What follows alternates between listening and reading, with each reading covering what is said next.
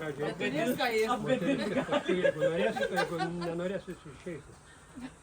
Vyrai. Čia toksai sargas, neįsigąsti. Vyrus ir jie apie moterišką Tai neįsigąsit. Retai.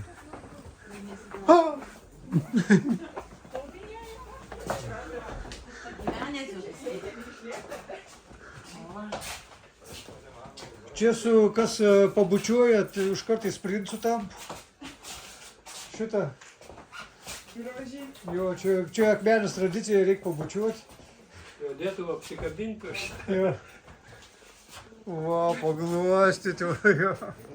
Bet koks švelnus elgesys su juo jam priimti. Va. Reikia turbūt kolekcionuoti bučinius, žinai. Jo, nes yra. Ir ten atlygį į pilvą įdėti, kad iš ten galėtų pasiimti. Kas bučinį tik nepasiruošė. O, Čia turėtų būti gal ir kas pabučiuoja jo. kažkoks Ai, gauna. Geras. Kas darosi čia?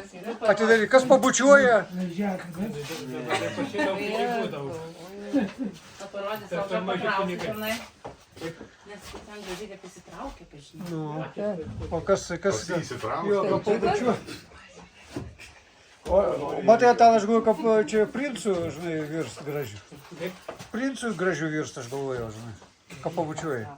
Bučiuoklė yra. Nu, nėra drąsių merginų, kas bučiuos. Aišku. Gerai, tad gal... Plasmasinės, sovietinių laikų dar rinkau tokius žaisliukus, mašinėlės plasmasinės, kurie jau būdavo išmesti.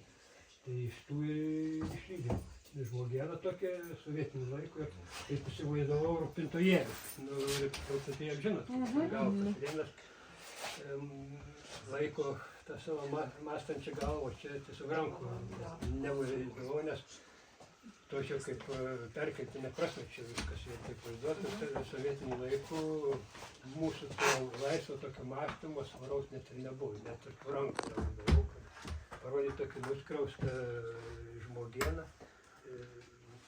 Bet būtent jis kaip sėdimas, atrodė kaip rūpintojėlė.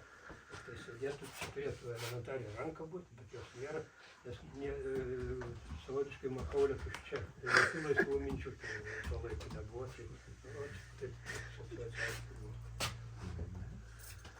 Ne ant kapinių stačiau, tai tiek pavydau, jau būtent kapinių tai būčiau kitaip pavydavęs. Nu, jam čia vieta, gerai. Sėdi.